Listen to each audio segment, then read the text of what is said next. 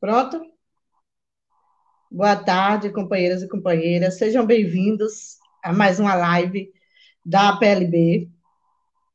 Hoje vamos acompanhar a votação do Fundeb, que está acontecendo no Senado, e com a presença da professora Jurema, né? Jurema, companheira nossa, ela é professora municipal do município de Tancredo Neves e também é coordenadora do COPAP, e está hoje aqui, vai falar um pouquinho sobre o novo Fundeb, sobre a história do Fundeb, quais as consequências que se esse Fundeb não for aprovado e outras coisas.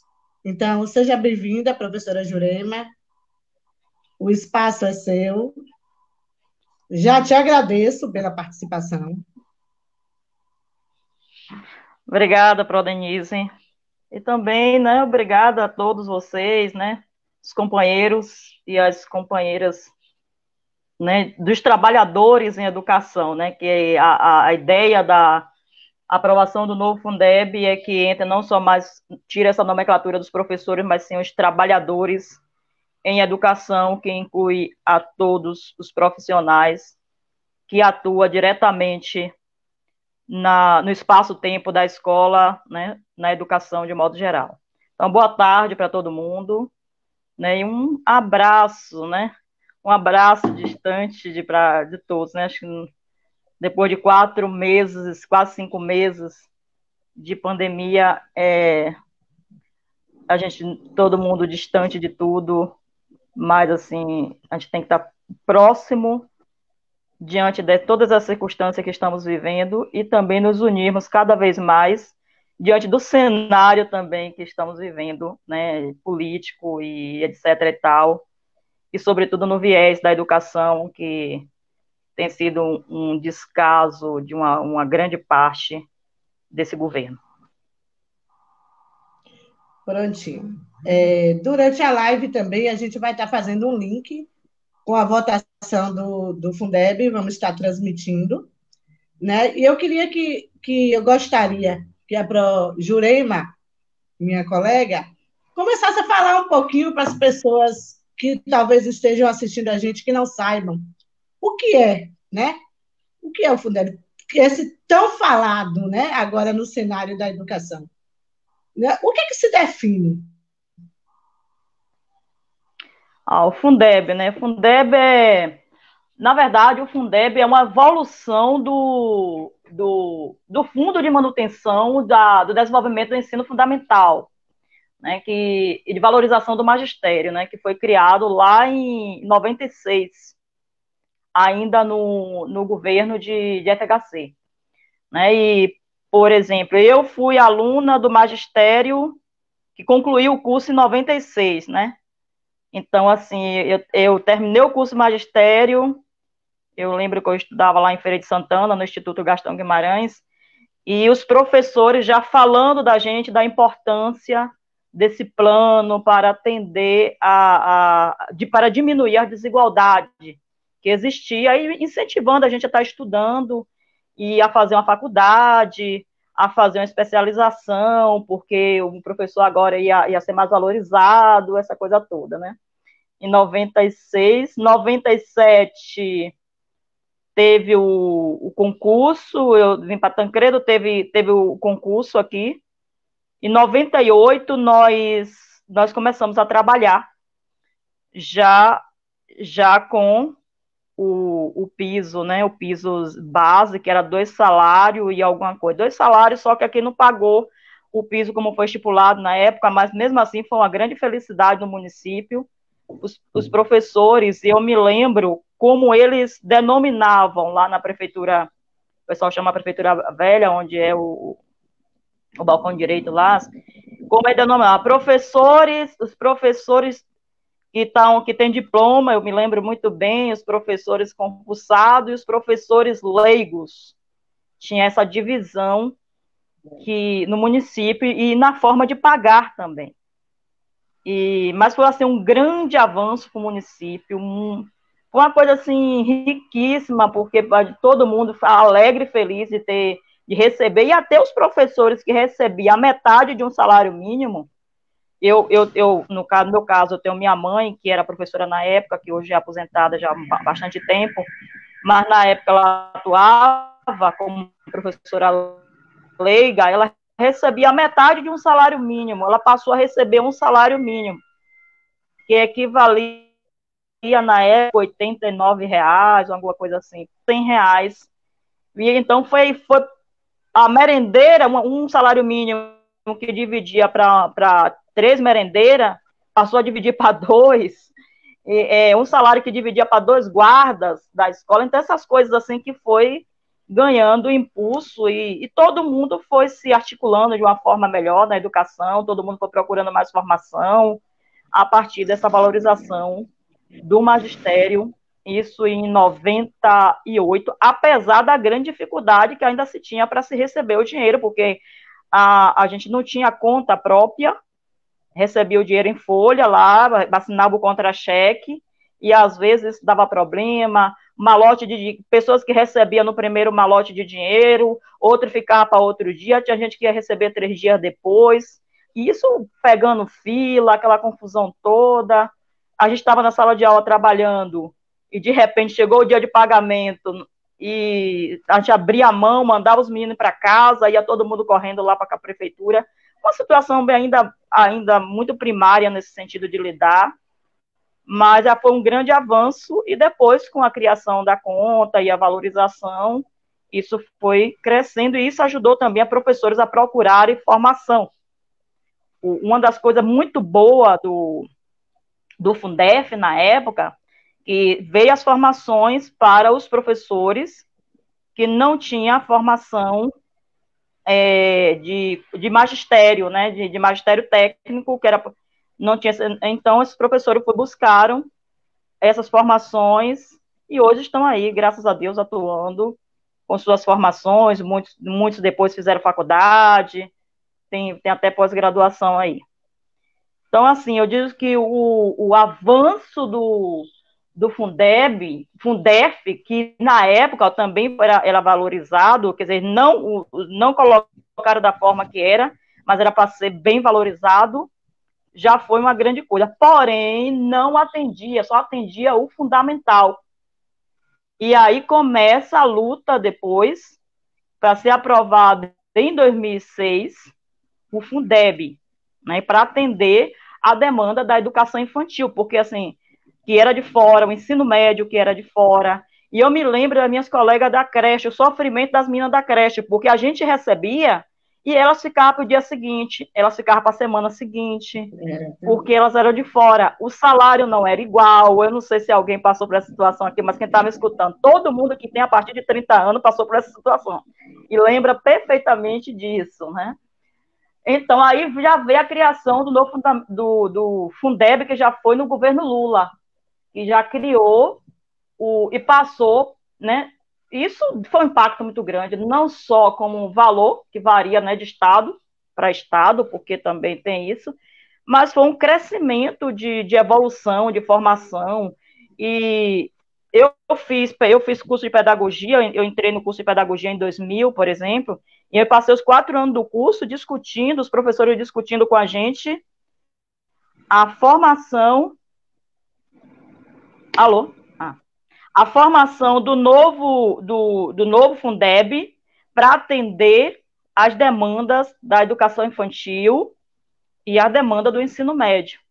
E ainda teve aquele plano, na época, chamado Plano Decenal de Educação, que dizia que todos os professores, até 2007, tinham que estar com formação. Quem não tivesse um curso superior até 2007 ia ficar de fora. Foi uma confusão tão grande, foi gente correndo para estudar de forma acelerada. Isso e aí, mesmo. Sabe como é que é as coisas, e depois eles prorrogaram por mais 10 anos. Mas assim, teve um lado bom no município, que a maioria dos professores, uma boa parte, eu não sei a porcentagem, porque assim, eu nunca trabalhei nesse setor de secretaria, mas uma boa parte procuraram estudar e procuraram estar dentro da atendendo essas demandas de exigência de uma forma até acelerada, que teve gente que estudou de forma acelerada.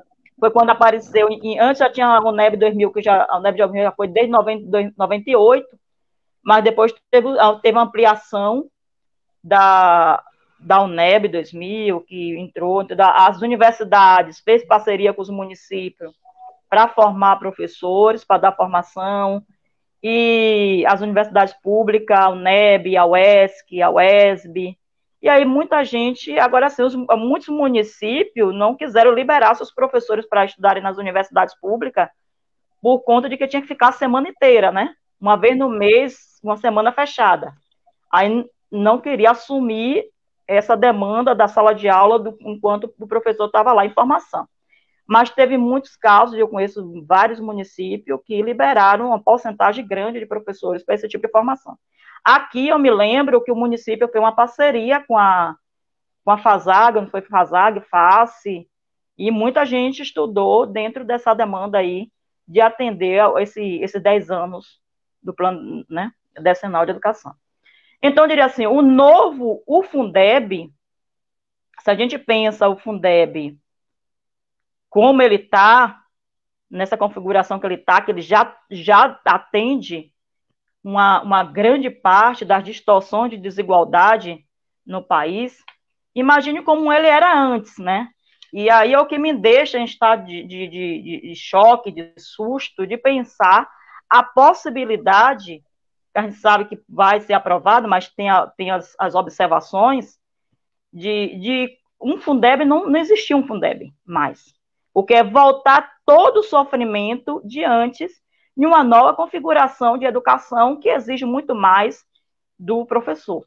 E muito mais aluno, e muito mais, agora, mais do que nunca, está provado, depois dessa pandemia, que a educação, ela é um espaço de socialização da vida e do saber, e de organização de sociedade, e de todas as outras demandas futuras para vir aí, né? Pela frente.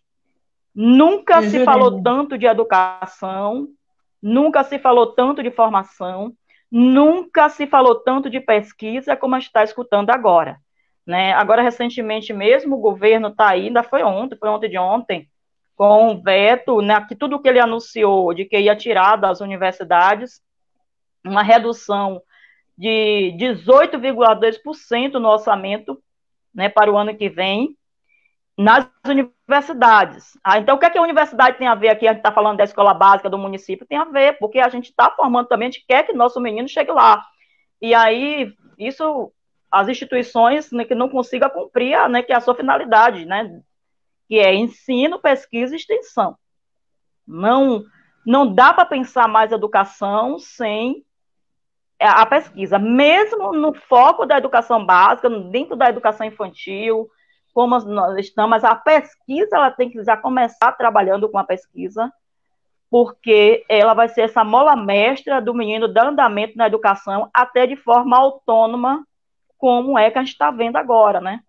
A dificuldade que a gente está sentindo, eu digo eu particularmente, estou sentindo em trabalhar com atividades, ou aulas remotas, eu chamo de atividade no meu caso, em particular, porque isso varia de escola para escola, de colégio para colégio, essa dificuldade, porque o menino de lidar com a pesquisa mesmo, porque ele não consegue ser autossuficiente nesse sentido, porque tem outras coisas externas que faz com que isso aconteça, e não consegue lidar, como ele não domina mesmo alguns códigos de princípio, de linguagem, de escrita, de cálculo, de interpretação, vai também ter dificuldade nesse retorno com o professor e o professor com o aluno. E o outro agravante pior é que a gente está com um mecanismo de trabalho, que é essa ferramenta, que não é mais o professor na sala de aula, mas que é a tecnologia, que é a internet, e que não dispõe dessa internet para todos os alunos, sobretudo no meio rural, que é onde eu dou aula, né, diretamente, e a pesquisa está aí provada que 53% da população do Brasil que atua em áreas rurais não tem acesso à internet de alguma forma. É uma questão de se pensar, porque não dá para mais a gente voltar mais às aulas pensando que a gente vai ser professor só da sala de aula, porque não, isso não vai mais a internet vai ser um outro suporte do professor para ajudar mesmo a mediar o conhecimento. Isso é fato e é provado. Eu gosto muito de relembrar, quando eu estou falando de educação, do que está na Constituição. Eu gosto da Constituição porque sobretudo do artigo 5, quando ela fala que a educação é um direito de todos. Né? Eu gosto disso, a educação é dever do Estado, a educação é dever da família, a educação deve ser fomentada pela sociedade. E isso, né, a gente começa a entender que é o alcance da educação como direito mesmo de todos, de todos. E é fazer pensar que o Fundeb precisa ser aprovado, e aí a gente tem o que hoje? A gente tem o que? 3 emendas constitucional no Fundeb, que é uma da Câmara do Deputado e 2 do Senado Federal, que ela precisa dessa, né, de ser aprovada dentro do âmbito do que se está. Que a discussão hoje do Fundeb não é mais da forma como ele está, nessa configuração do 10%, que é do repasse da União, mas que chegue, né, dentro a proposta mesmo do Estado, a dos deputados, que é da PEC 15, da professora Dorinha, que chegue aos 23%, pelo menos que atenda a isso até 2026, né, para atender. E agora, a discussão agora é o Fundeb com CAC, né? O que é isso? Esse novo Fundeb como contribuição para a construção do custo aluno-qualidade. Porque se não for com esse CAC, esse custo aluno-qualidade, ele vai criar um impacto daqui aos próximos governos que a gente não sabe o que eles podem fazer. Uma outra coisa que eles também querem deixar é que o salário e educação ele esteja dentro dos 70%, ou seja, dentro do que o governo, ou do repasse do governo federal. E aí? E se entrar um outro governo depois? Né? Quem é que tinha ideia que ia acontecer justamente esse momento de aprovação nesse governo, dessa formatação que está aí? Né? Quem é que vai garantir que eles vão conseguir dar? Então, assim, que isso vai permanecer na íntegra.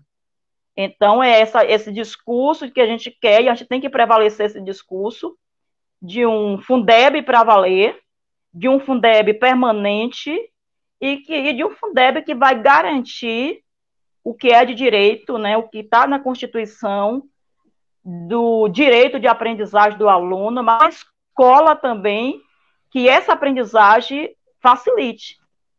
E aí, esse Fundeb com CAC, que também tem, é uma escola que garanta, né, todo mundo está discutindo uma biblioteca na escola, está discutindo um espaço de socialização na escola, uma quadra poliesportiva, todas essas qualidades que entende de uma escola de verdade.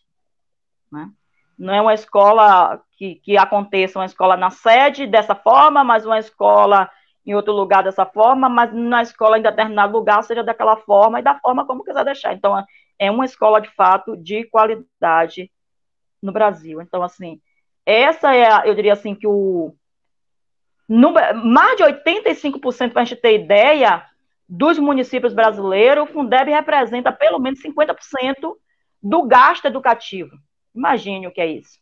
É muita coisa. O Fundeb ainda é a maior fonte mesmo de orçamento para a educação em todos os municípios.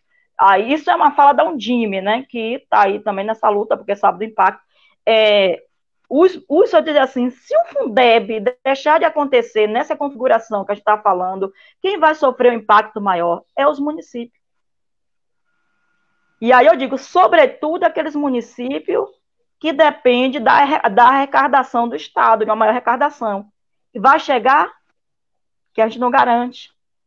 Então, aí vai voltar como era antes. Tem município que não precisa, mas tem município, por exemplo, 10 estados, 9 estados nessa cesta do Fundeb no Brasil, depende exclusivamente, que a maioria estão no Nordeste, da complementação da União para pagamento da folha dos professores. E se isso não acontecer? Né? Como é que seria? Então, quem é que ganharia com isso? Quem ganharia com isso, vamos dizer assim, quem vai ficar em uma situação menos pior seria as escolas do Estado. Porque as escolas do Estado, com aquele processo de municipalização, que aconteceu justamente na transição do Fundef, né, depois do Fundef, que municipalizou, passou a transferir os seus alunos para os municípios. E aí? Os municípios vão ficar com todo o alunado e quem vai pagar a conta? Essa é o grande problema, entendeu? Porque, assim, quem municipalizou, eu já disse isso em outra discussão que eu fiz na página do Papo Amigo, quem municipalizou foram os municípios mais pobres. Porque os outros municípios que tinham mais recurso, né, que tem mais recurso de complementação de ICMS, de Estado, de município, não quis. Então, justamente os municípios mais pobres que precisam da complementação da União para garantir uma educação mínima, mas de qualidade possível, né? Não dá para pensar que a gente pode ter um retrocesso do início dos anos 90, do final dos anos 80. Eu acho que todo mundo que tem 40 anos aí lembra de como foi seu processo escolar, né? Por exemplo, eu moro aqui em Costa de Pedra, eu fui alfabetizada, eu lembro que a minha mãe era professora pelo município de Valença, dava aula lá na roça mesmo, que fica a 1 quilômetro daqui de Costa de Pedra, muito aluno, classe muito seriada. Eu me recordo que eu cresci até os 7 anos com minha mãe estudando, fui alfabetizada com a minha mãe mesmo, estudando ali com aquela quantidade de alunos que vinha e a minha mãe ficava do prezinho, alfabetizava, que só podia entrar com 7 anos, a criança podia entrar com 7 anos na escola, dos 7, tinha uma menina já moça, que estudava com mãe, a menina já rapazinho, aí a manhã ficava até a terceira série, da terceira série mandava para a rua, mandava para a rua, que tinha umas professoras aqui na rua que dava aula, a professora de Herotildes, eu me lembro que era a professora que pegava os alunos de manhã, que recebia a terceira, quarta, outros professores aqui, poucos professores nós tínhamos, e professores que vinham de Valença com muita dificuldade. Eu me lembro que na primeira série, mãe disse, menino que alfabetizado por mãe nem sempre aprende. Aí me botou para estudar com a professora Lita, nunca esqueço, eu fui estudar na Sacristia da igreja, que a gente nem pré para estudar tinha, aqui em Costa de Pedra, a professora aqui, aposentada também hoje, a mãe do professor Leandro Andrade, que trabalha na secretaria. Olha que coisa, a professora dava aula com aquele, né, a igreja emprestou o espaçozinho lá para poder dar aula. Tinha um prédio, junto com o prédio Monteiro Lobato, que tinha mais 2 professoras de Valença, que selecionava a gente. Bora aqui, faz aqui um teste, elas mesmas selecionavam para ver em que nível a gente estava. Para ver como é que era o descaso com a educação. Eu me lembro que a gente estudava uma semana, outra semana a professora não aparecia, porque não tinha transporte para a professora não conseguia, elas moravam em Valença, não conseguia vir, ela ficava correndo atrás, não recebia o salário também, elas não vinham, porque não tinha como pagar o transporte para chegar. Era uma situação bem complicada. Merenda escolar vinha uma vez, depois ficava um mês sem merenda escolar. Não tinha botijão de gás. Eu me lembro muitas vezes, quando eu estudava no Monteiro Lobato, eu me lembro da merendeira, a dona Lilde Bananão, a mãe da professora Magali, ela dizia, gente, falava com aqueles meninos, alunos maiores da quarta série, da terceira série, amanhã vocês providenciam a lenha para cozinhar, para fazer a merenda, preparar a merenda de vocês. Pedia os temperos, as coisas para a gente fazer. Era uma situação. Isso quando tinha merenda, a gente ainda comemorava isso. Eu me lembro, dentro do Edivaldo, em 89, o 6º ano, quando eu vim estudar no Edivaldo, não tinha também a merenda, quando vinha a merenda, que ainda era, vinha a merenda, mas não vinha os temperos para fazer a merenda. Eu me lembro da professora Adi, que era diretora da escola na época, toda meiga, toda educada, chegava na sala da gente e dizia, gente, amanhã vocês trazem um temperinho, traz o prato de vocês, que amanhã vai ser uma sopa, vai precisar de prato. Quando era mingau, precisar de copo, meu Deus do céu. E a gente levava, né, porque a gente precisava disso.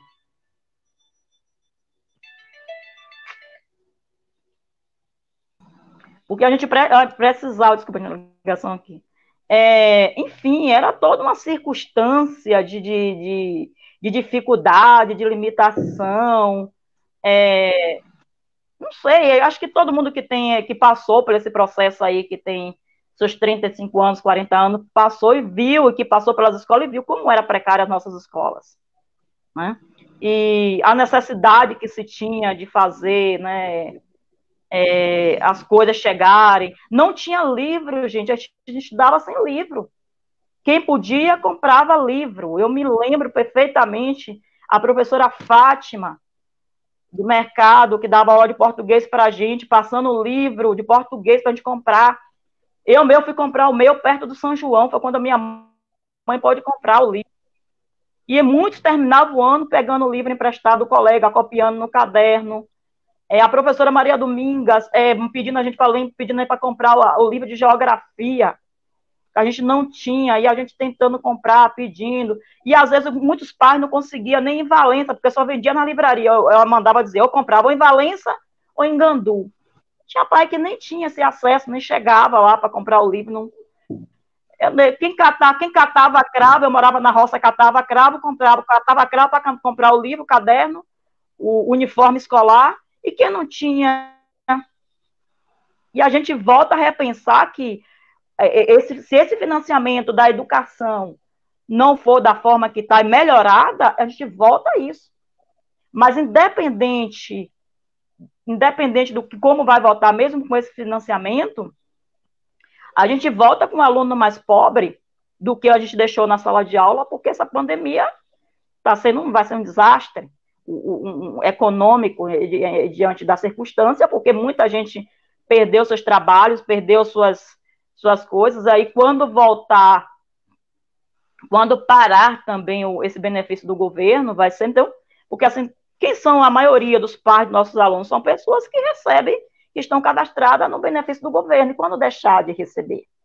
Quantos alunos pode deixar de voltar para a escola por conta disso? Quantos pais vão precisar do suporte financeiro do filho para poder ajudar na renda da casa, e isso significa tirar o aluno da escola ou transferir de turno, e que não garante que o aluno vai concluir. Então, assim, são situações assim tristes que a gente tem que pensar, isso é coisa... Não, mas isso vai acontecer, não nessa vertente, nesse viés que a gente passou, mas dentro dessa modalidade, mas com outro nível, né, de pobreza. E pensar que nós, por isso que eu sou da defesa da escola pública, independente em qualquer circunstância. Porque a escola é o único lugar que o menino passa e que o que ele aprendeu é o que aprendeu, o que foi, o que veio da escola pública. Então, assim, a gente tem que dar o melhor, tem que ser o melhor, porque o que vai é o legado que a gente vai deixar para as pessoas.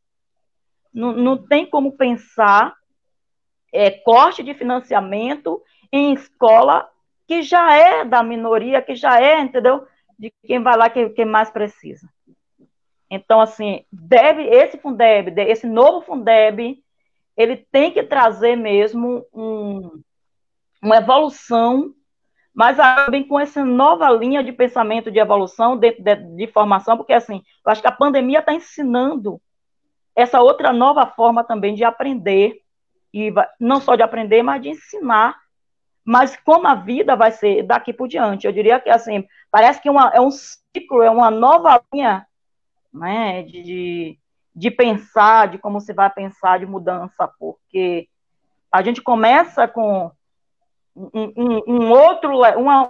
uma outra aprendizagem também, e com outro pensamento, não só por parte do professor, mas por parte da família, né?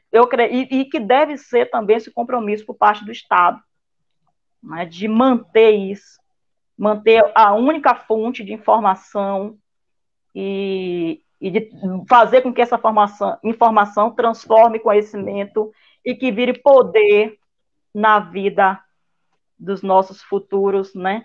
Quem vai, né, nos acompanhando, que seriam nossos alunos, que serão os nossos substitutos futuros. Ô, Jurema. E para pegar...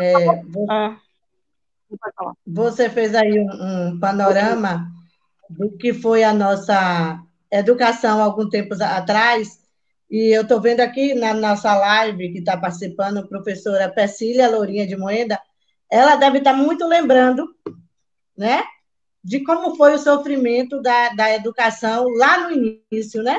Quando você relatava o sofrimento de sua mãe, eu tenho certeza que Lourinha deve estar lá lembrando do que ela passou também. Porque nós passamos por situações também, eu tenho 21 anos de concursada, e no início nós passamos por algumas situações difíceis, mas nem se compara àquela situação de foi quando a gente estudava. Né? Você foi relatando algumas coisas aí, e eu fui lembrando também, naquela época, que a gente tinha que contribuir com o tempero da sopa, com que a gente não tinha livro, não tinha nada, e até o nosso salário da defasagem, que era o nosso salário há algum tempo atrás. A gente sabe que hoje, que claro, que não é o que a gente merecia receber, não é um salário digno ainda ao professor. Mas quando a gente pensa lá atrás, né, quando a gente não tinha ainda essa verba, essa ajuda não, esse direito nosso, que não é uma ajuda, é um direito que nós temos, né, como era a educação. E que nós corremos o risco de ficarmos sem esse direito, né? Sem esse direito, a gente corre o risco. Né? Zé, nesse instante, colocou um pouquinho aí do link, né? Que lá já começaram os vetos e mais tarde começa a votação. E a nossa torcida é que seja aprovada no Senado, né? Nós estamos aqui também com Rosimeire Barros, Eliana, Robélia Serafim, Josélia Argolo, Edilene, que está acompanhando, né? E a Edilene colocou uma coisa aqui no comentário bem interessante, que ela colocou assim: sem Fundeb não existe educação, né? Então, se a gente não for aprovado, é um grande retrocesso que vai acontecer agora para nós. E você, Jurema, com a sua experiência, o que você pensa? Qual é a sua expectativa da votação de hoje?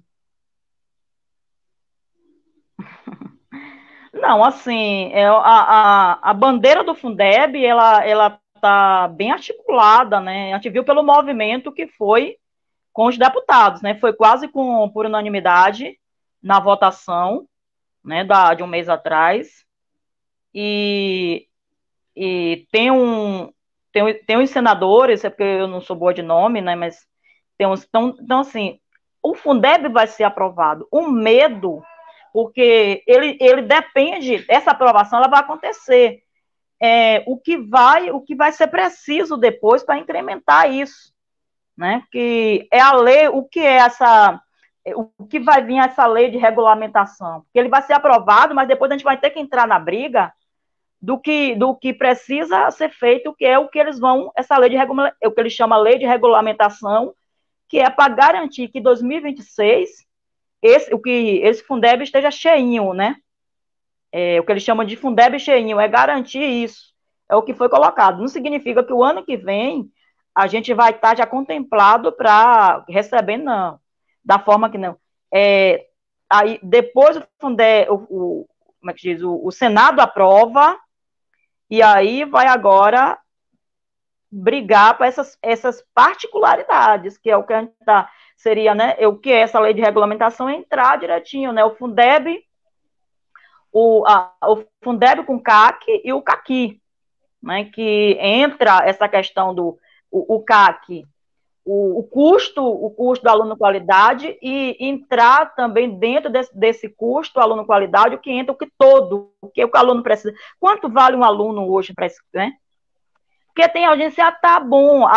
Tem gente da empresa aí, do mercado privado aí, que diz assim: eu consigo fazer melhor com o que está pagando o professor, os 3 mil o que recebe, né? A gente está comparando com 2019, que faz melhor e que paga melhor, mas eles vão pegar o quê? Eles vão excluir muita gente, vai pegar os alunos melhores, vai começar a fazer prova aí. E a gente não está pensando que está pensando em um Brasil para quem é para aluno melhor, a gente está pensando em um Brasil para atender a todos os alunos, sobretudo aqueles que têm mais dificuldade, porque a gente não quer deixar ninguém para trás. E vai fazer bem, faz melhor Vamos pegar aí o exemplo de Sobral, mas não dá para mediar só a questão de exemplo de Sobral. A gente sabe que Sobral também teve muitos dados que foram camuflados. E a história de Sobral tem 20 anos nessa luta. Né? Eles pegaram alunos e disseram assim, vai vir um teste hoje, vocês vão fazer isso, isso e isso, para levar dados, sobretudo a Todos pela Educação, que está na linha de frente, e que também tem sido parceira nesse debate, mas com jogo de interesse. Né? É que o pessoal chama nada de graça. Né? Então, todo esse pessoal dos setores privados que estão aí interessados em dizer, eu quero o dinheiro do financiamento da educação, porque, gente, é um bolão de dinheiro.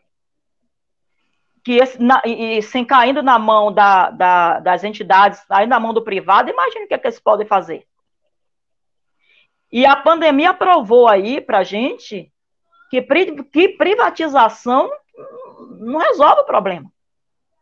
Já pensou se o SUS tivesse privatizado, como era o pensamento daquele ministro Mandetta no início? Já pensou o que desastre estaria aí acontecendo? Como é o que está acontecendo com muitos americanos morrendo lá de Covid, porque não pode nem sequer pagar o exame para saber se está ou não de Covid, porque é muito caro o exame. Imagine. O pessoal que paga plano de saúde, tá agora que vai poder fazer exame de Covid de graça. Imagine se o SUS estivesse aí, né? Eu tenho um primo mesmo que levou 46 dias no UTI. Imagine se fosse privado. Ninguém da família tinha condição de manter ele nem na UTI, nem por 10 dias. Imagine 46 dias. Só para a gente fazer essa reflexão aí. Sim. Colega, hoje, né, poderá ser votado as emendas que muda o documento, né, que é elaborado por Dorinha, né? Hoje pode ser que seja votada essas emendas, né? E eu queria tua opinião. Será que as escolas particulares conseguiriam fazer essa educação que nós fazemos na escola pública com a verba que nossa escola pública recebe?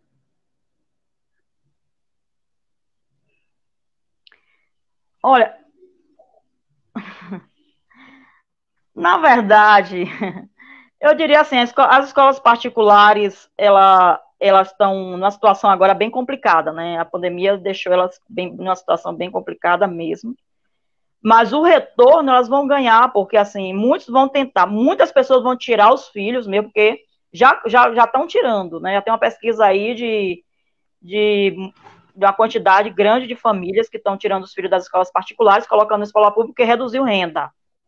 Mas muitos também vão colocar depois nas escolas particulares e, sobretudo, para poder tentar corrigir, né? Corrigir o ano, corrigir, né, essa situação. Então, ela vem, porque assim, esse pensamento que está aí, por mais que o DEP vai ser aprovado, tudo mais, mas quem está hoje no poder, né, ele pensa com a mente privada, né, e quem manda todo o contexto das universidades particulares, das faculdades, das escolas particulares, é a Elizabeth Guedes, a irmã do Paulo Guedes.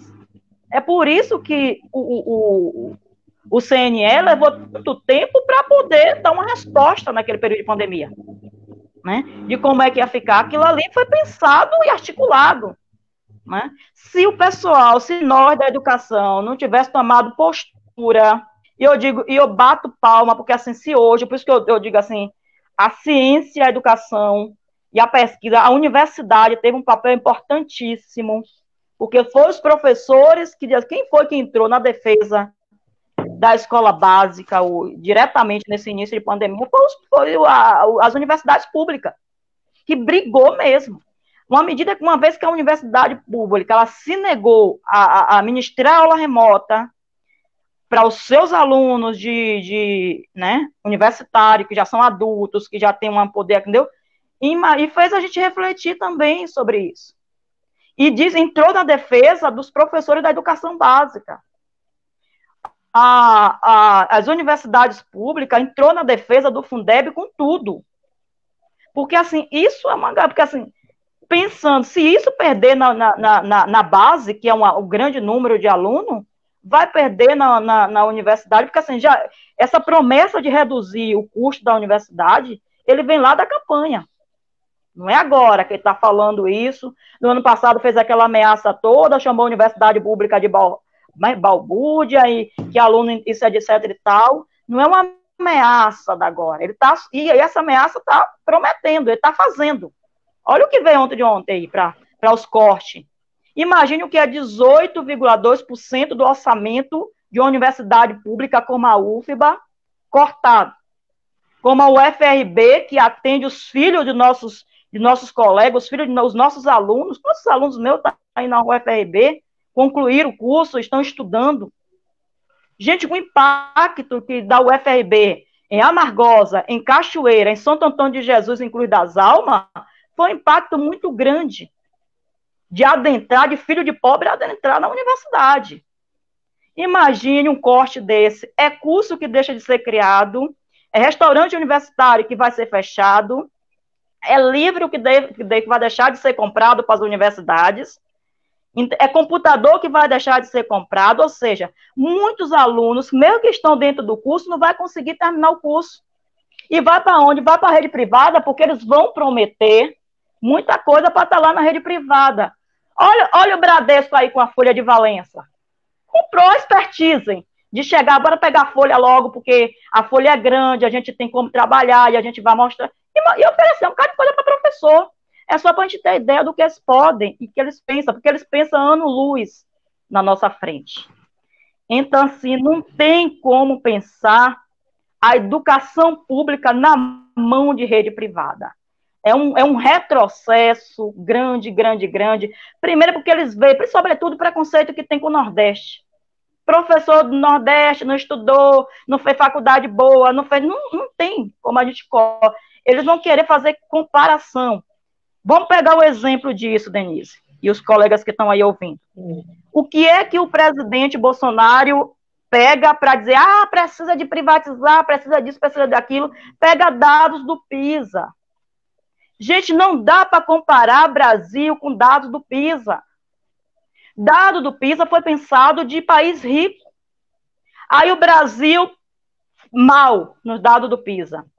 E outro dia eu fui no médico, há uns 2 anos atrás, eu fui em Santo Antônio, no médico, e a gente vai, né, muito para Santo Antônio médico, e cheguei lá, eu tava fazendo a consulta, ele disse, você é professora, né, falando, tal.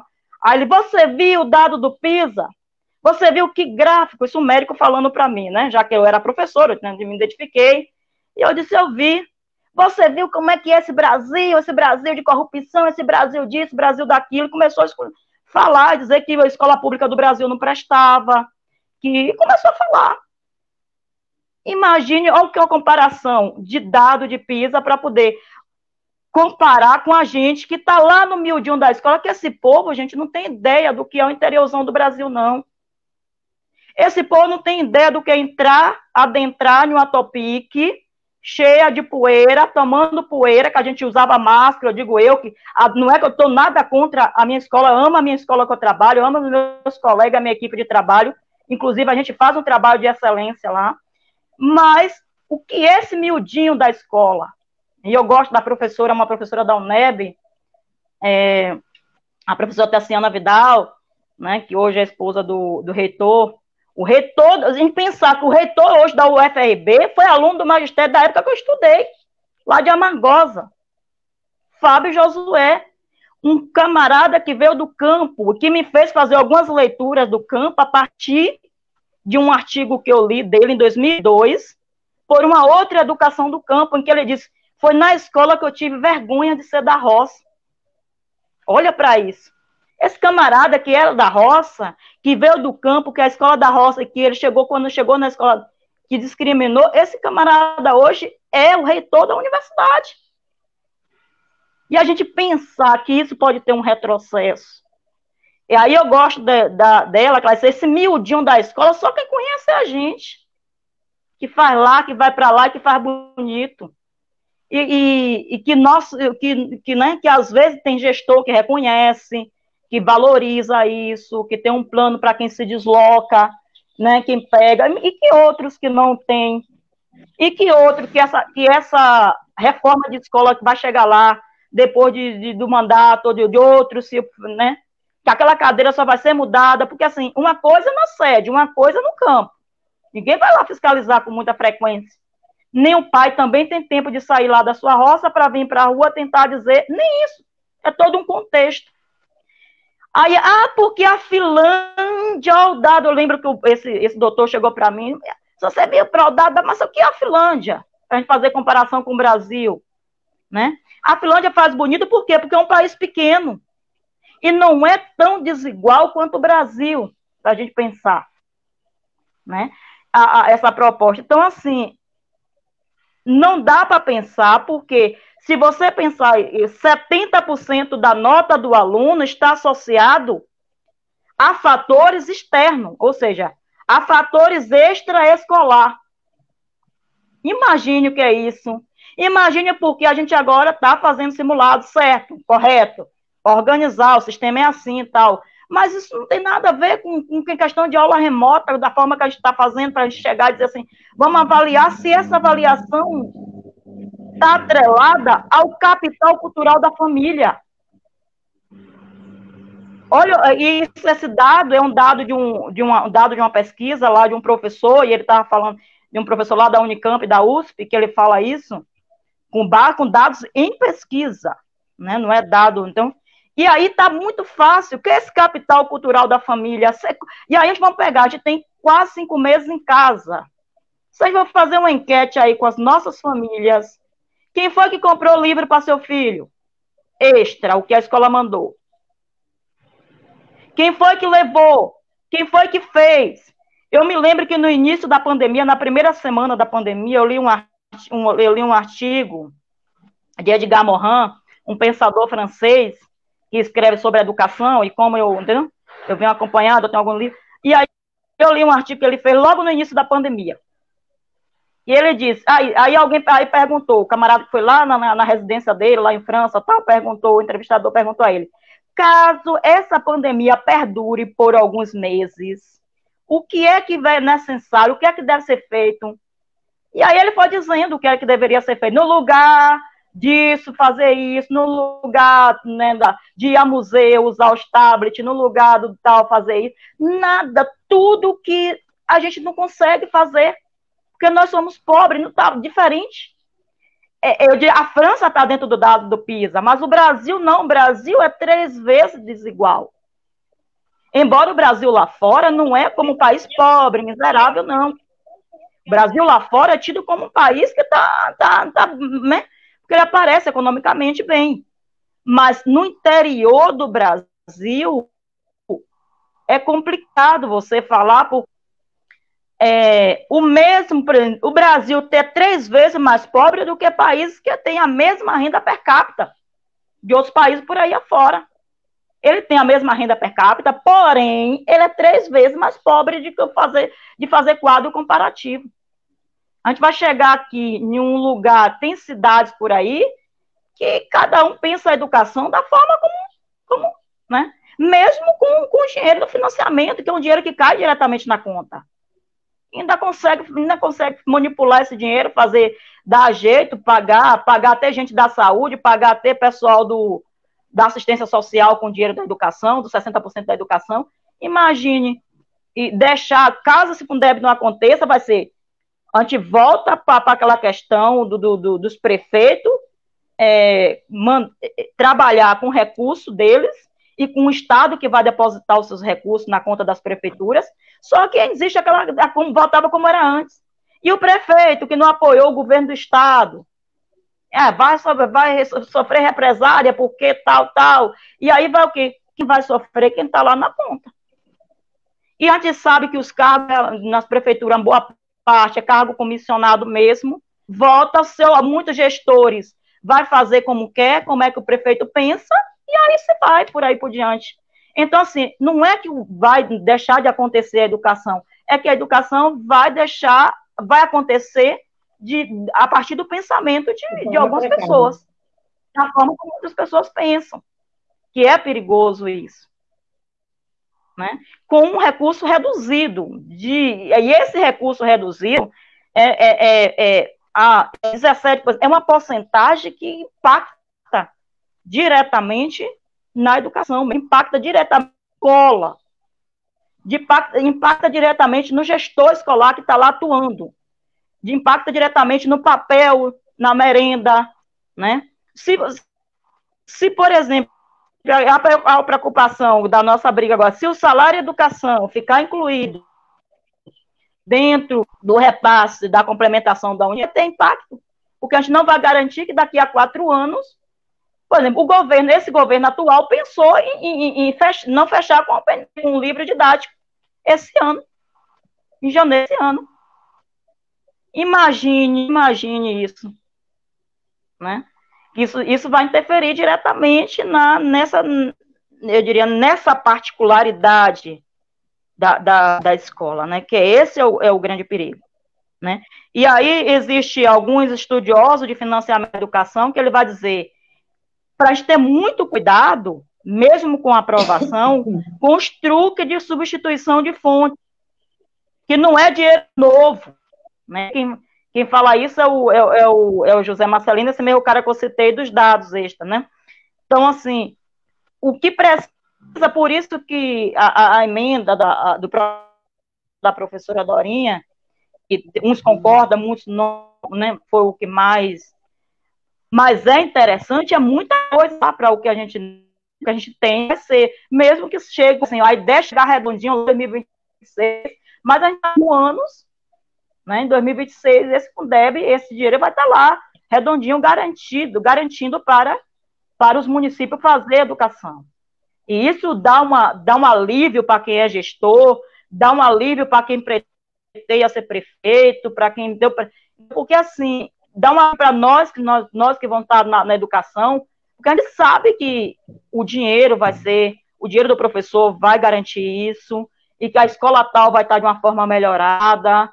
Então, isso, você consegue pensar que vai ter um projeto de reforma na escola e vai ser possível acontecer, né?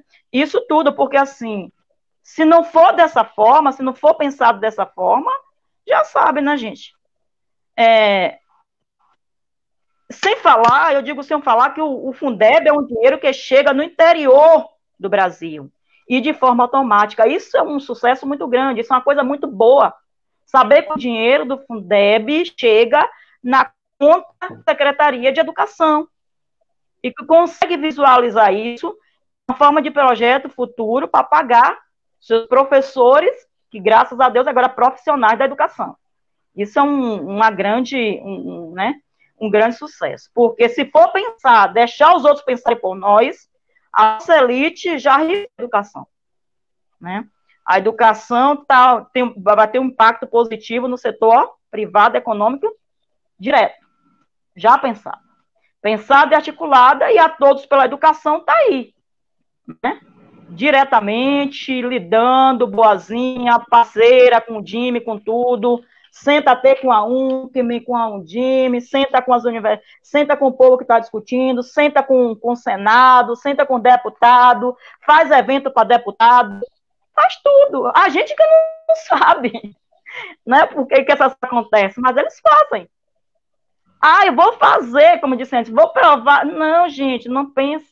É dinheiro público, é montante de dinheiro público na mão de conglomerados privados. Esse é o grande impacto direto mesmo seria o fim do Fundeb, Deus o livre guarde, Deus é mais, o fim do Fundeb hoje seria um desastre total, porque a gente ficaria mesmo na mão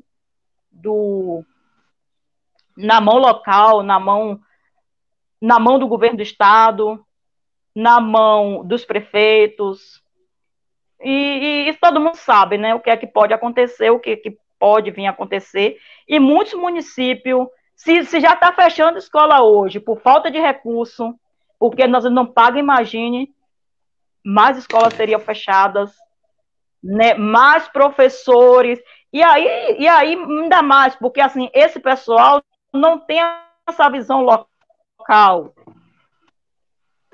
né, de pensar como a gente. Eles vão querer trazer pessoas de fora para nos coordenar, trazer pessoas de fora para ser diretor escolar, coordenador geral. Não vai ter aquele olhar. Aí você, quando eu digo, vou bater no seu ombrinho, felizmente, você fazer aquelas provas de dia de domingo que eram para poder avaliar professor. Professor tem experiência, professor que sabe alfabetizar, ele sabe alfabetizar. Isso não depende de uma questão de avaliação para dizer isso é sim ou não. O que o professor precisa é de algumas formações continuadas e promover isso e fazer com que da condição com que o professor participe disso, para ele fazer o seu trabalho melhor, né? Porque, por exemplo, a gente está fazendo agora trabalho em aula remota, só para a gente ter ideia, não é que estou dizendo, o momento por isso que chama atividade remota de emergência, é o que está lá na LDB. Mas não é, o professor faz trabalho, está fazendo um trabalho que é do secretário escolar, que quando a gente está digitando as nossas atividades, a gente está, o professor está tentando fazer, produzir, perdendo tempo, às vezes, né, que eu chamo, em vez do professor estar estudando, se apropriando do seu objeto do conhecimento, às vezes ele fica, coitado de mim, se batendo, e quem não é muito bom nessas coisas, se bate mais ainda, acaba até se estressando, como é meu caso. Então, assim, o papel do professor é dominar o objeto do conhecimento para qual ele está atuando. Entendeu? Não é fazer trabalho A e B, porque quanto mais eles compactar o trabalho do professor, e o jogo de mercado privado, o jogo, dessa coisa é essa. Essa coisa de plataforma digital, para nós que trabalhamos na educação básica, não dá, gente. Não existe isso, não. Né? Porque qual é o interesse? O interesse é só treinar mesmo, para depois você tá aí liberando dado à torta, porque o tanto de dados que os professores liberaram, estão liberando agora, nessa quarentena, nessa pandemia aí, não tá no gibi, para depois eles vão usar como arma, como ferramenta contra a gente mesmo. A gente tá aí. Então a gente tem que ter esse cuidado, porque esse negócio de plataforma aí não dá certo. A gente vê as experiências dos estados, São Paulo mesmo, desastre, erro total, professor não consegue, aluno às vezes não consegue abrir, aluno, então assim, melhor na situação de que a gente está, mas não atende porque isso significa professor perder carga horária de trabalho, porque eles vão alegar isso, dizer que faz, já começa, não dá para a gente pensar nessa configuração como pensa o mercado financeiro. Essas inteligências artificiais tá aí, que já existe aí provável. Um professor para o quê? Uma plataforma para 300 mil alunos. Vamos pegar aqui. O Baixo Sul inteiro, a nível estadual e municipal, 300 mil alunos. Um professor para 3 mil alunos. Um professor para corrigir, uma estava entre 40 mil provas. Humanamente, um professor não vai corrigir isso. Mas já tem lá o sistemazinho que vai fazer isso. Gente, pelo amor de Deus, e o papel do professor? Vai ficar onde? Como é que fica? A gente vai ser... Como é que é isso? Não existe, querer meio fazer teste de querer tomar o trabalho da gente, esse lado humano da gente. Olha como os meninos estão sentindo falta da gente. Meu Deus do céu. Os alunos falam com a gente, os alunos dão apoio, os alunos têm dificuldade, a gente dá o retorno, eles voltam para a gente, mas é que ele voltar precisa, porque não existe intervenção em ensino remoto. Uma coisa é AD, uma escola, um ensino EAD, lá treinado com adulto, uma coisa é a escola básica. Não tem. E você vai ser o quê? No futuro o quê? Professor do anonimato? Porque o que eu sei foi o que os professores me ensinaram. O livro que eu tenho na minha prateleira foi na minha época de indicado para os meus professores. Tudo que eu tenho, um computador da minha época da faculdade, eu não existe mais, nem tem. Na minha época era disquete, depois passou para, sei lá, CD-ROM, depois eu não tenho nada disso mais, tudo foi descartado. As xerox que eu fiz, tudo foi descartada. O que é que eu consigo lembrar? O que está no livro, e os livros que eu tenho, o comportamento do professor, quantas leituras, quantas coisas eu voltei diante das falas do professor agora, durante esse processo de forma, eu diria, esses 4 meses está sendo de estudo para a gente, né? Além de trabalhar em casa, mas a gente também está estudando. Porque a gente tá... Então, tudo que eu lembro é disso. Então, eles querem fazer com que a gente só seja técnico. Aí, por isso que eu gosto de voltar lá à Constituição, entendeu? A formação plena, a plenitude da formação. E essa plenitude da formação só acontece com a mediação do professor na sala de aula. E depois não venham para cá dizer que o professor não está apto para X ou para Y, que eles estão doidos para bater nas nossas costas e dizer, porque a gente tem que cair. Agora é o momento da gente se unir. Eu diria que, né? É pensar fora da caixinha mesmo agora. E estamos em guerra, né? Eu diria que nós estamos... E na guerra se utiliza outros parâmetros. Qual é o nosso parâmetro? É se unir. Vamos se unir os nossos sindicatos. Vamos se unir, vamos um nos ajudar um com o outro. O que é que eu sei, eu vou ensinar para o colega. O que é que o colega sabe melhor, vamos ensinar para o outro. Porque o momento agora é de uma aprendizagem colaborativa para não deixar esse povo bater no nosso ombrinho depois e dizer que a gente não está apto para isso, porque a gente não vai aceitar. Ninguém vai dar o que não recebeu. E diminuir salário de professor, porque o professor não está correspondendo a isso e aquilo, esse discurso que porventura pode acontecer, porque se esse Fundeb não for aprovado na íntegra, dessa galera, dessas fundações entra em cenário, e aí não vai ter esse olharzinho com a gente, não. Vai querer olhar a gente com um olhar preconceituoso mesmo, como eles veem a gente, como eles pensam da forma, né? E olhar o aluno, porque quem vai sofrer diretamente é o nosso aluno, que não vai, né? Tudo que a gente tem é o que da escola. A escola é um referencial na vida do ser humano. Eu não consigo pensar. Então, o Fundeb, ele vai impactar. O Fundeb está ligado diretamente, gente, a 38 milhões de alunos. Atinge 18% da população do mundo. Isso todos os países que contam Fundeb. Equivalente, né? E equivale, né, a 12,4% do PIB, só do Brasil, equivale a 2,4% do PIB brasileiro. Então, é uma conta boa, né? Os impostos que está ligado, sobretudo o ICMS, que está ligado diretamente à educação, que é um dinheiro que vai diretamente. Outra coisa também do Fundeb, não se pode pagar, a ideia do novo piso é o professor não pode receber menos do que 5 mil reais. Mas tem que pagar, porque assim, o professor recebendo seu salário certo, em dia, recebendo bem, esse dinheiro volta para o município, gente. O que é empregado na saúde e na educação, ele é retorno direto para o município. E o povo precisa ter essa visão clara de que investimento em educação é investimento que não é uma coisa que você vai investir, o prefeito vai investir no início do ano que ele se elegeu, para ele ter resultado no final dos 4 anos, não. É para 10 anos, é para 15 anos. É o retorno, porque quanto mais o aluno ele domina os códigos da linguagem, do conhecimento, do cálculo, ele mais vai ser respeitado, ele vai conseguir galgar um cenário melhor na vida dele, de trabalho, e ele vai ser uma pessoa, né, em busca de seus direitos. Né? A ideia, olha o impacto de uma pessoa que não é alfabetizada nessa pandemia e de uma pessoa alfabetizada. Eu costumo dizer isso. Imagine um dia quem fica preso, confinado dentro de casa o dia inteiro, de uma pessoa que lê e de uma pessoa que não lê.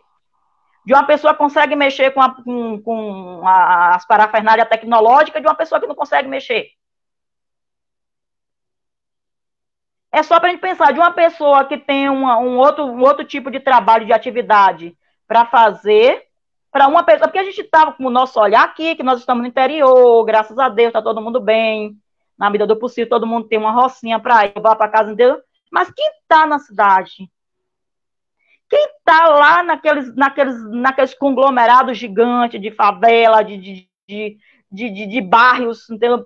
Onde não existe, gente, pensar que é uma discriminação terrível de você pensar que aquela pessoa está ali confinada naquela situação.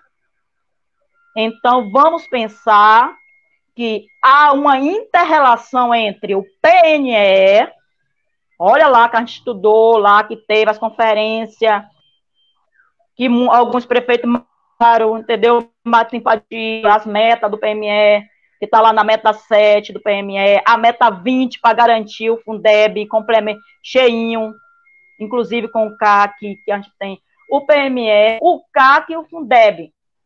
E isso entra todo no recurso da meta 20 do PME, que é o recurso financeiro aplicado em educação, né? É equivalente a 10% do PIB, isso para 2024.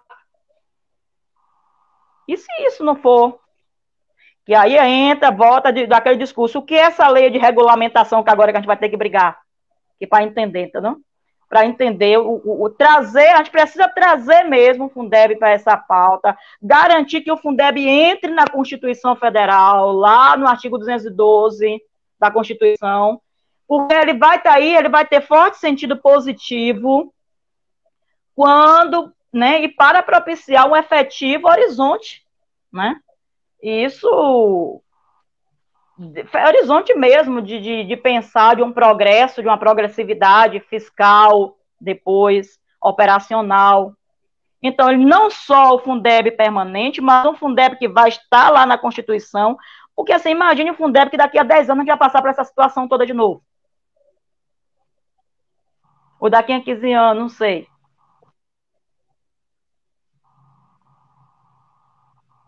Então, a gente precisa garantir esse Fundeb, que para cumprir, né, como ele diz, os especialistas em financiamento da educação, a tripla dimensão do direito fundamental à educação, né? Universalidade, equidade, nunca essa palavra foi tão falada como a gente está escutando agora, equidade e qualidade. Aí o que é isso? Aí o CAC vem justamente garantir, ele garante que a ampliação do recurso com o novo Fundeb chegue efetivamente às redes de ensino. E a escola que mais necessita e que, né, e que indicadores de sua efetiva utilização. Lógico que São Paulo não está preocupado com isso, né? E vários outros, né, para os estados. Mas nós aqui, nós, enquanto lugar que nós estamos, enquanto, né, cidade pequena, Nordeste, a gente não dá para pensar. Então, todos os municípios brasileiros recebem o Fundeb, mas o dinheiro não sai, né, daqueles 10% da complementação da União, e sim da redistribuição dos impostos estaduais e municipais. Essa coisa, às vezes a gente já peguei algum colega falando assim, mas o dinheiro já vem direto de lá, da federal. Não, o dinheiro é do município, né, dessa contribuição do município e Estado. Sem o Fundef, essa complementação, essa cesta de imposto que o Estado arrecada, ele precisa depositar na conta do município. Mas aí a gente vai depender de boa vontade desses governadores e de acordo com sua sensibilidade. E a gente via aqueles gráficos de antigamente, dos anos 80, Estado X, que era bom, que tinha uma educação de qualidade, Estado tal, Estado e estados que não tinham. Né? Quem é que quer votar isso? Mais ou menos isso, Denise. Lembrando, a gente tem que pensar, né, que o Fundeb... Sim, Denise. Lembrando, só para lembrar que o Fundeb...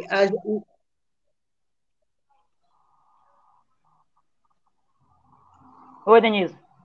Sim. Lembrando aqui que o Fundeb, 60% era exclusivamente para professor, né? Hoje, com a nova ideia aí, será 70%, porém para todos os profissionais da educação. Todos. Será que isso será vantagem para nós professores ou não? Porque esse 10%, essa pergunta foi muito feita à professora dela, relatora do projeto. Esse 10% significa, porque eu não sei aqui, eu tinha esse gráfico, mas significa um montante gigantesco de dinheiro. O que a gente não pode aceitar dos municípios é que saia dinheiro desse 70% para desvio. entendeu? O que é desvio de função? Pessoa que trabalha lá na Câmara ou que está emprestado a alguma outra função receber por essa folha. O professor que está atuando lá na Secretaria da Ação Social receber por essa folha. Não pode. Então, assim, essas coisas que não, né, tem que observar. Então, com os conselhos do Fundeb tem que atuar, da agora em diante, aprender a atuar. O pessoal tem que ter mais participação política, mais participação as câmaras, eu digo assim, as câmaras têm que funcionar dentro das câmaras, não só nos conselhos municipal de educação, mas também dentro das câmaras de vereadores, né? Quem são essas pessoas? Por isso que eu acho que a gente deve pensar em alguém que pense como a gente, para estar lá, para fazer parte de uma câmara dessa, porque assim, as câmaras precisam atuar dentro das câmaras, porque não dá mais para uma pessoa hoje pensar em se candidatar, entendeu, a prefeito, a vereador, se não tivesse pensamento coletivo. Não vá lá que vai tiver pensamento coletivo, que essa pandemia aí, entendeu, está mostrando e está dizendo para as pessoas que as pessoas precisam mudar de postura. Precisa pensar no coletivo, pensar no outro. Eu tenho que pensar no outro porque o outro me atinge. É igual o vizinho que ele se deixar água parada, o mosquito vem e tal. Ele não só ele que vai adoecer, não. A vizinhança toda vai adoecer porque é do mosquito. É a mesma questão da educação. Então, não dá para o camarada hoje pensar em assumir uma vereança, sem não ser com esse pensamento de coletividade, de trabalhar pelas pessoas e também quem é prefeito.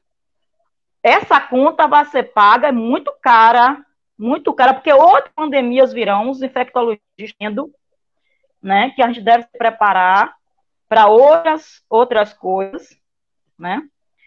Quando se perguntaram àquele presidente lá dos Estados Unidos, né, com o orçamento todo que sobraram, né, o que é que fazer? Vamos encher um pouco, vamos deixar para investir na tecnologia, e disseram para quê?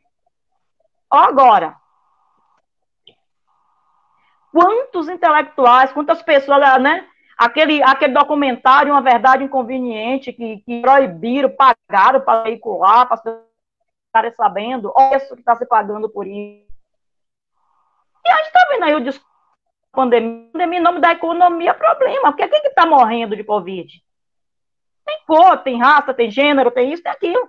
No início morreram mais alguns riquinhos, mas agora acabou. Quem é que morre hoje? Quando a gente falou há 4 meses atrás de que quando os biólogos, o pessoal da área de chegaram e disseram assim, ó, vai morrer no Brasil entre 70 a 70 mil brasileiros. A gente falava, vai chegar de assustar. Uma vez eu falei disso no carro, a pessoa quase me bateu. Você tá maluca? Você é doida? Com essas ideias de doido pra cá? Já sou de 100 mil. E aí? E qual o projeto para isso?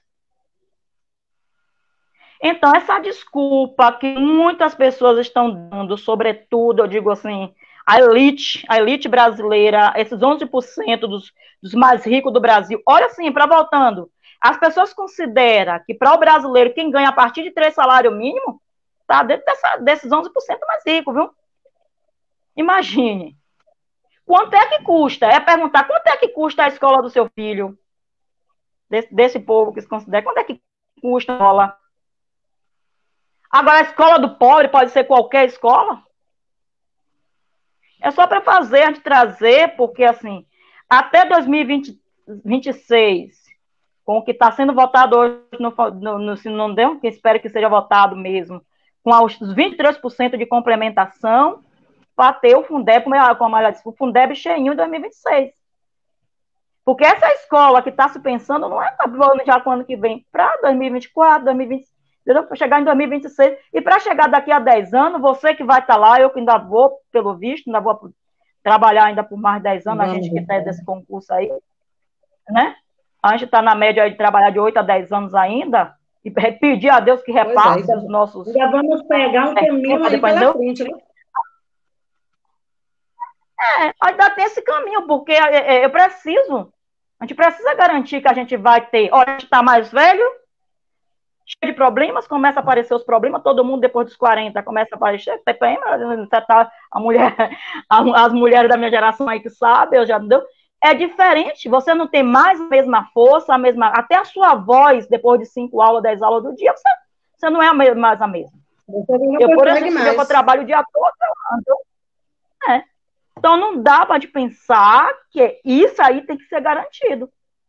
Imagine você ir para a sala de aula, porque assim, olha que descaso, você está lidando com a tecnologia é uma necessidade, mas eu estou lidando com um aluno que não pode ter um celular. Eu, por exemplo, eu tenho um caso que eu recebo 3 atividades de alunos que não são, um é primo, de alunos que pelo mesmo celular. E que não moram na mesma casa. Como é que Além eu dos posso nossos alunos pensar? Como não é que eu ter, posso pensar que se isso. não ter Oi. condições de ter o aparelho, eles também não têm acesso a uma internet de qualidade, né? E algo que você falou aí bem, né, também sobre o Fundeb, bem interessante, lá um pouco lá atrás, é que assim, a gente pensa bem na importância que esse Fundeb tem para a gente, é que ele chega na no... tanto para aquela cidade grande lá desenvolvida, como ela chega para aquela cidade pequenininha que quase que não aparece no mapa, né? Então, ele é abrangente para todos. A E chega importância dele. diretamente na conta. Não Isso, depende mais. isso. Olha como era antigamente. O professor que recebia com recurso do município recebia uma data, o professor que dependia do repasse do Estado ia para outra data. Né? Isso. Que assim, eu digo, a não aprovação na íntegra do FUDEB, quem sofre direto é só os municípios. E não, hoje se permite do professor da creche, do professor lá do ensino médio, todos na mesma linha. Todos recebem, o dinheiro chega diretamente lá, diretamente daquele banco local ali, ou onde for, entendeu? Chega ali. E o secretário, a pessoa que está ali, administra ali. Se precisar fazer um ajuste, então não tem como ser injusto, né? E tem um professor lá né? da. Não entendi, Denise. Há uma Com a maior maior transparência, transparência. isso, certo. Isso, transparência. Tem Isso. os conselhos que atuam, né? O conselho daqui é atuante, né? Do Fundeb. E, assim, há uma maior fiscalização, transparência em na aplicação dessa verba, né? Lembrando aqui que se o documento que elaborado por Dorinha hoje tiver algumas alterações, ele volta novamente para a Câmara para ser votado e analisado pela Câmara, viu? Então vamos torcer aí que não haja. Já que você falou nisso, existe nesse momento, Denise, já que você falou, você lembrou bem, existe o VAC, valor aluno ano total, que uma ala discute, que é só isso, e outra ala quer esse sistema híbrido, chamado de sistema híbrido. E aí, alguns atores da educação que trabalham, que está diretamente ajudou na relatoria do projeto, defende. Então, isso precisa ser, porque assim, os especialistas em financiamento da educação, ele discute esses dois e cada um tem isso. Não, se for, por exemplo, só o VAT, valor aluno ano total, porque aí aqui alguns defendem, porque se já tivesse aprovado isso lá em 2007, hoje a gente estava livre dessa situação, tinha alguma coisa garantida, né? Isso. Então, no caso, se fosse só o valor aluno ano total, para muitos municípios não teria condição de pagar o salário dos professores. Entendeu? Porque, assim, tem município que não é caro, tem município que a cesta de imposto é muito pequena. Né? Por isso que agora tem o valor aluno ano total e, no caso, com o CAC. O custo do aluno na qualidade tem que estar. Aí, porque eu não sou especialista em educação, gosto até de falar, gente, eu não tenho nenhuma formação, não tenho nenhuma especialidade em financiamento da educação. Estou falando aqui como professora, porque caso alguém, entendeu, não sei o quê. Estou aqui falando como professora. Lembro da época do magistério, estudou estrutura, depois eu tive 2 disciplinas na época da faculdade, e sempre assim, estou lendo alguma coisa, estou tentando me atualizar com relação a esse debate, a pandemia também em casa, e acompanhando esses debates, eu sempre gostei de olhar sobre financiamento da educação, e isso, a universidade me ajudou muito na minha época do curso de pedagogia, a fazer essa leitura e os nossos professores nos alertarem para a gente estar atuando no nosso município, olhando, porque naquela época ainda que não tinha, eles diziam, vocês que estão estudando, se prepara para estar lá, né, participe, forme conselho para aqueles municípios que não tinham conselho. Eu fui muito dessa pedagogia do aconselhamento de orientação com relação a isso, né? Dessa escola Isso foi muito bom. Então, para cada R$1, só para a gente ter ideia, para cada R$1 investido em educação, o governo, né, federal coloca os 8 centavos. Com esse CAC, essa correção por ano vai ser só de R$7,50 por aluno, que já é o que a gente pensa, mas não é. Seria corrigir o valor aluno ano em R$7,50. Que não é essa coisa toda que o governo está botando, porque o montante disso é muito pensar no individual do aluno, 7,50 anos de correção, tanto. Pouco. Porque, assim, existe mesmo, essa situação está aí, existe um ataque feroz, como diz algumas pessoas aí, um ataque orquestrado pelo mercado financeiro, aí forte, em querer administrar esse dinheiro, né? Existem 6 bancos privados aí no mercado brasileiro que querem administrar esse dinheiro de alguma forma para distribuir aí, soltar no Brasil. É quem está ganhando dinheiro, né? Nessa época de crise aí. E aí tem um professor lá da Unicamp, eu não me lembro o nome dele, que eu escutei ele falando aí na semana, que o impacto da pandemia vai ser mais ágil e dramático do que a grande crise da depressão lá de 1939. Então, 11 anos. Por isso que a gente tem que lutar por isso, porque uma coisa é ser professor, eu diria, de qualidade, sala de aula, porque muitos alunos, família, o lugar que ele se sentir seguro vai ser na escola. E alguém vai sair a previsão, não adianta, né? Não adianta, não, qual foi a previsão feita desde o início da pandemia que não aconteceu? Aconteceu de números bem maiores, de todos os que os cientistas falaram, os estudiosos falaram, os historiadores falaram, as pessoas falaram, a galera das ciências todas falaram, tudo aí. Então, assim, a gente tem que dar ouvido, tem que prestar mais atenção, e tem que essa nova relevância, porque é sério. Uma coisa é para o professor, uma coisa é você saber que aquele aluno está ali, mais do que assim precisar do conhecimento, ele precisa também, imagine, muitos alunos, quem lembra de época de que ia para a escola porque é da merenda, e alimentado para casa. Então, assim, é complicado mesmo, complicado demais você pensar ser professor nessa nova configuração que exige muito mais da gente. Essa coisa de ensino híbrido aí vai exigir muito mais da gente. E eu não vejo assim. Então, o professor tem que minimamente ganhar bem para poder dar demanda de estudo, da demanda de planejamento, da demanda de tudo isso, proporções novas que vem por aí, porque como é que vai ser? Né?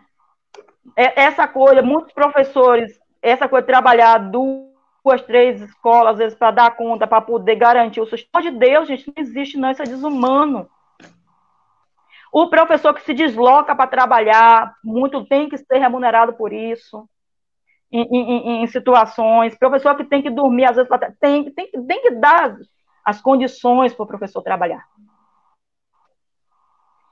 Porque educação é uma assim que muda a sociedade, muda as pessoas. Né? É um patrimônio. E aí tá aí. Se a gente for pegar a história e ver todos os países, os lugares que foram devastados, como elas se reergueram na história. A educação na frente. Porque a gente vem com um cenário de incertezas, muitas incertezas. Né? E a gente tem que pensar que tipo nós queremos formar a partir desse peso. Aí eu gostaria de Gamon, né? Essa educação linear, né? Não dá mais para se pensar dessa forma.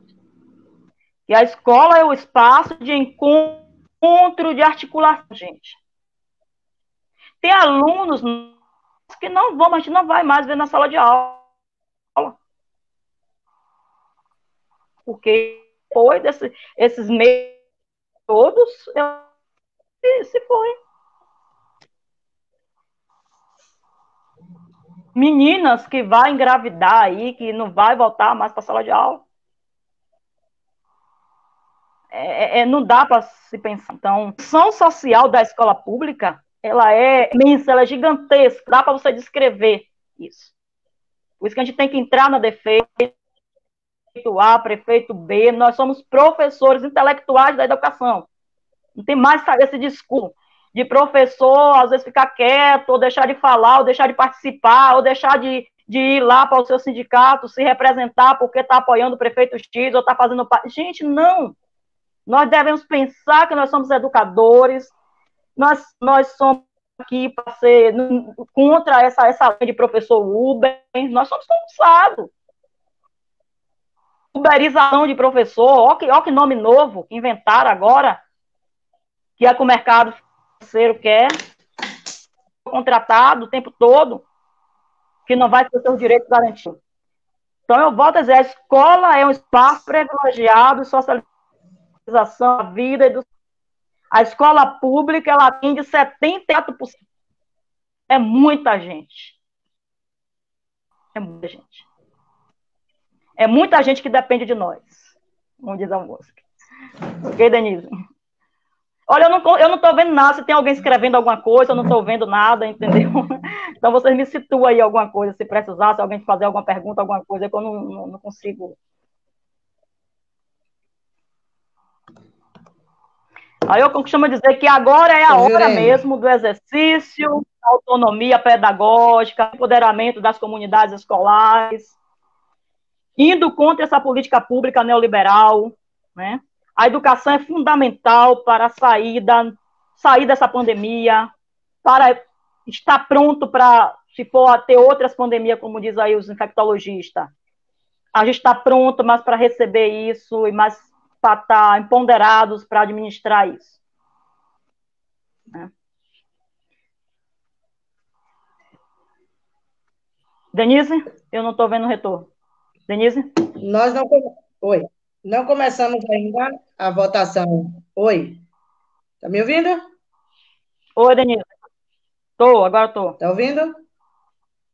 Oi. Estou. Não começou ainda a votação do Fundeb, porém, nós estamos aí mais de uma hora da live e a gente vai fechar. Quero agradecer as últimas pessoas aqui que entraram, Zezé, Edileuza, Tati, Cleusa, Rose, Aldigiane, Edinole, Aconça, Edilene, que estavam, mais algumas pessoas que estavam acompanhando, né, a live. Falar aqui para a gente é um prazer, né, estarmos debatendo.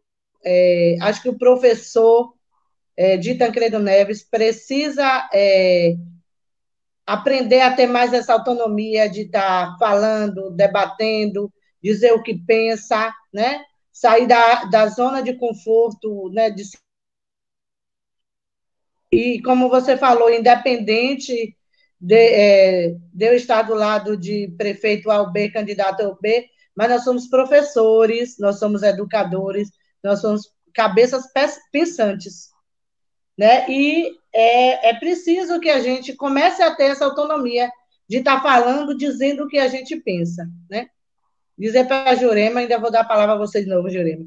Dizer para a Jurema que foi um prazer estar recebendo você, né, nesse espaço e na oportunidade de estar falando com os professores, que o nosso espaço está aberto para eles, né? Quiser falar sobre algum assunto, estar debatendo, nós estamos. Zé Raimundo aí, que é cabeça pensante, é o dono da tecnologia aí, ele pode estar fazendo e ajudando a gente nisso aí. Eu acho que eu gostaria que você agora desse um parecer fechando todas nessa conversa, né, agora fazendo o encerramento. Oi, Denise. Oi.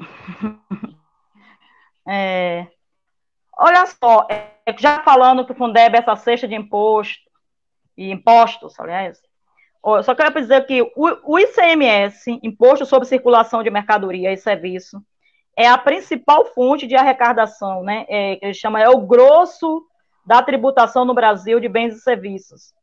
Então, os principais que vai direto para a educação, ICMS, FPM, PI. 10% do que os estados e municípios colocam no Fundeb depende do ICMS, é o país. E ainda aquela velha história de que o governo federal ganha com a crise. É muita coisa, essa história de chegar, né, dentro dos 23%, que é que pensa o projeto da professora Dorinha, é muita coisa para o federal? Não, não é, gente, porque quem arrecada é o federal. Então, quem tem dinheiro são eles. Observe que, diante de uma pandemia, está se justificando muita coisa por conta da pandemia. Mas ninguém está se amortizando a dívida do Brasil. Poderia. O Brasil está vivendo um pandemônio, uma pandemia. Morrendo gente aí, educação parada, mas está se pagando a dívida. Por quê? Para atender a quem? Aí vem dizer que a educação, tudo que é para a educação é custo. Então a gente precisa ter essa leitura mesmo de que o Fundeb é gente. Eu costumo dizer que o Fundeb, aí eu gosto do Paulo Freire, né, que a escola é gente, o professor é gente, todo mundo é gente. E gosto também desse pensamento dos profissionais da educação, botando todo no bojo, porque todo mundo é gente, todo mundo faz educação. Não dá para pensar, a gente está na sala de aula e o professor sair da sala de aula depois de 3 horas aula, precisar adentrar um banheiro e não ter um banheiro lá asseado. Não dá para pensar o professor depois de 3 horas aula, o aluno que sair não ter uma água de qualidade para o aluno beber, uma escola limpa, né? Porque assim, a educação ela é esse todo, é o guarda, é o porteiro que atende bem o aluno, que consegue dialogar com o aluno, e ele depende da educação também para conseguir fazer essa mediação com o aluno. É o pessoal da secretaria, que é outro. Gente, pensa um povo que faz o trabalho da gente na sala de aula acontecer. Eu digo que o professor é a alma da escola, porque ele está ali, né? Se não tiver o professor na escola, a educação não acontece, né? A aula em si não acontece. Olha a confusão que gera um professor que tem 5 aulas, por exemplo, de um turno, fala nível de colégio, que ele falta de emergência, assim, desprogramado, acontece e vira uma confusão. Mexe com a aula de todo mundo. Né? Só para a gente pensar a importância que tem o professor. E o pessoal da secretaria, o professor que trabalha ali nos bastidores, meu Deus do céu. Não tem uma coisa mais assim que deixa o professor desprogramado, é quando o professor programa a sua aula ali, planeja tudo direitinho para fazer, e aí o chegar na secretaria e pensar que o seu material está lá e dizer, não tem, não fiz. Imagine. A gente não consegue ver. Olha, esses profissionais, às vezes, ele fica na invisibilidade. quem organiza, eu digo que é quem sistematiza, quem documenta e quem valida a educação. O professor, ele trabalha com a educação, mas quem valida a educação é o pessoal da secretaria, junto com a gestão escolar. Então, assim, a escola é um conjunto, é um corpo, né, que cada parte ali tem a sua função importante. Gente, quando os meninos, a merendeira, a importância que tem uma merendeira na escola. Aquela merendeira que faz a merenda gostosa. Eu lembro eu vou lembrar aqui, me permita, o Edivaldo pela manhã, quando eu estou lá, tarde. Quando eu vejo o Nick Nil lá, as meninas, lá na Gendiba, onde eu trabalho, lá no Cecília, que os meninos saem da sala, os meninos merenda com aquele gosto, uma merenda gostosa, feita com amor.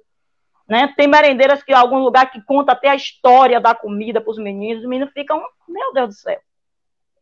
É um todo, é um conjunto de tudo. Né? E isso é importante, porque cada um fazendo o seu serviço de forma certa, mas para cada um fazer o seu serviço da forma certa, depende da educação. Um guarda que não passou pelo processo educativo da escola também ele vai ter dificuldade de lidar com os alunos. Porteiro, a merendeira,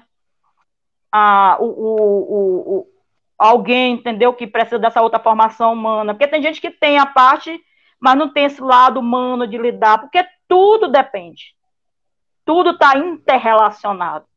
Então, o sucesso de uma escola, ele é um conjunto de coisas, né? Que depende da educação.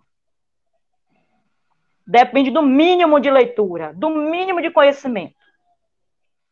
E eu digo que a educação hoje, ela serve até para você se deslocar, para ir levar o seu filho no médico, para viver, né? Para ler o remédio que vai dar. Imagine, para conseguir arrumar a mochila do filho, para saber o que é que precisa. Imagine uma mãe que não é, ela é completamente alfabetizada. Porque o retorno por parte dos nossos alunos, nossos alunos, ainda é pouco, mesmo com as questões, com as atividades que a gente manda, porque precisa, elas não passaram por esse processo. É aquela questão que eu falei, do capital, né? Esse capital do pai, né? Que aí, assim, quer saber quem é o pai do seu aluno, qual é o perfil, qual é a escolaridade. Olha o país que coisa no Brasil. Né? Se você, né, tem uma renda, né, que quando eu disse assim, a partir, quer saber quem é esse pai, quem é essa, pelo lugar onde ele fica, o nível, o país. O trabalho dele significa que ele tem uma renda, passou pela escolaridade mais baixa. Gente, isso é desumano demais, você pensar que isso depende da educação e alguém negou esse direito. Eu não consigo pensar, em pleno século XXI, um aluno fora da escola. Uma pessoa na idade escolar fora da escola.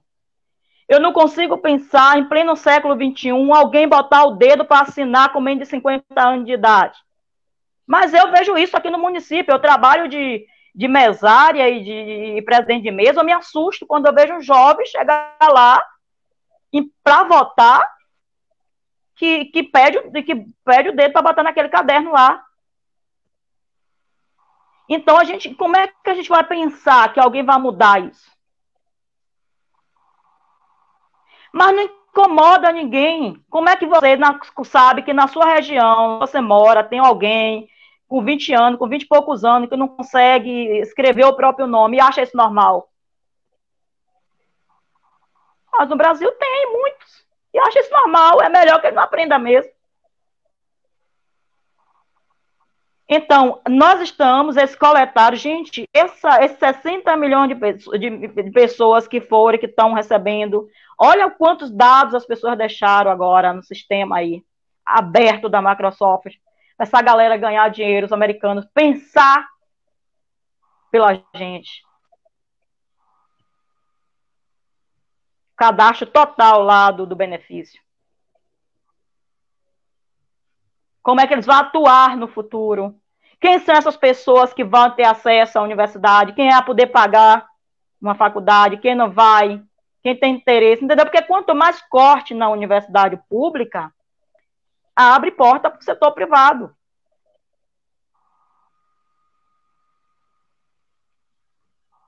Essa coisa, aquele discurso daquele outro ministro que ia ficar, que tem uma experiência que não deu certo no Chile, dos vale, para pagar as escolas privadas, ou seja, você recebe um vale todo mês, como se fosse uma bolsa, como já tem a bolsa, e ali você paga a escola privada para o seu filho.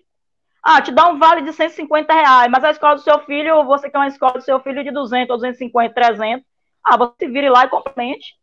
Ou você pode também pegar esse dinheiro e não pagar a escola. Olha que desgrameira de pensamento. E a gente não sabe, né? Observa que eles estão esperando o Fundeb aprovar como é que vai ser repensado, porque depois do dia 31 de dezembro, a gente não sabe, né? Mesmo com o Fundeb aprovar, como é que está se pensando. Olha o silêncio que está. O novo ministro, a gente não sabe como é que ele pensa. Não sabe. Uma coisa a gente sabe, ele veio da parte privada, né? Não tem experiência nenhuma com o público.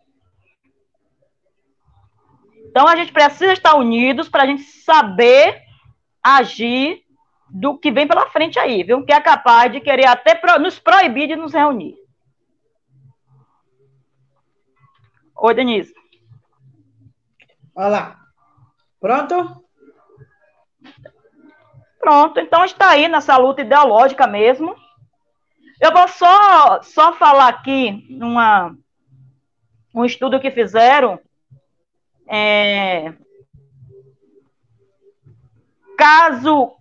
O Brasil, caso haja redução na receita, 17 bilhões a menos na melhor situação.